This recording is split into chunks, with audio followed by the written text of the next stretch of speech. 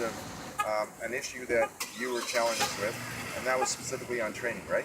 Yes. Okay, and training your staff. So we had that conversation, and I'm going to preface this by saying that I learned from a friend of mine that cheap's no good and no good is cheap.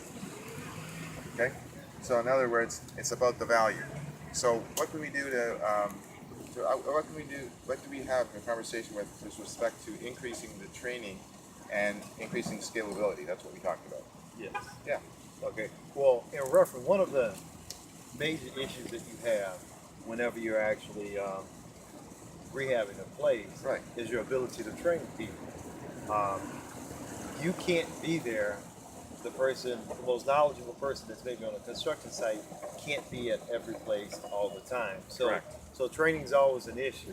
The fact that you could videotape, which is a system that most people now today prefer, helps tremendously. Mm-hmm. One, there's a reference point. Right. The fact that you could use your phone, Yep.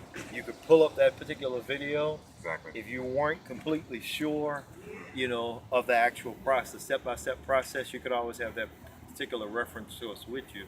So taking additional time to train, having the availability of the internet where you can pull it up on your phone, it's an invaluable training tool. Right. It will allow that type of scalability Right. that's necessary when you're taking on Right. larger And projects. at the same time, you also mentioned that fewer and fewer people or more and more people are reluctant to actually do the reading.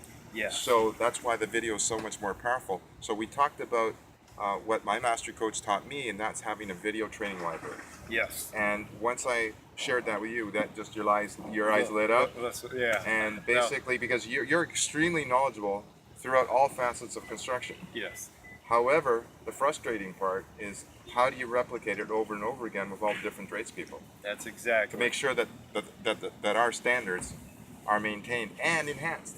Yes, because like I said, that's always been a training. Yeah, training has always been a major issue. And it always will be for every always, organization. Always.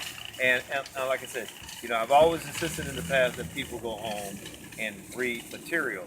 But still nothing beats, even if you've gone home, even if you've read the material, but if you have a step-by-step process where I'm going through and saying, okay, this is how you install this particular material. Right. This is what you have to do to prep this joint. If you really don't know, instead of just simply calling me or calling someone else, if you're in that situation, if you could just open up your phone, go into the training library, right, and look at it and say, okay, well, that's the process. Or, this is what I should be doing. Well, that's the sequence. And even more so, like I explained to you before, one of the things that I would like to see with our crews is that we're simply able to do multifaceted as far as trades. So there's a different setup. So then in construction, trades actually working collaboratively together and actually getting more done versus less done versus bumping into each other and saying blaming on the other trade. That's true. That's true. Less time is as far as being wasted. People actually put in the work and they're learning more, So and since this is sort of a renovation rehab type business model, this is the thing that we actually really need. We need people who can do several different trades so that they can maximize their time there. More efficiency, but in order to do so, having a video library available to them as a reference point is tremendous. Because we're going to do it. Yeah, you have to once again it has to be that checkpoint, those checklists to set up different tools that you need. It goes back to the same consistent principle.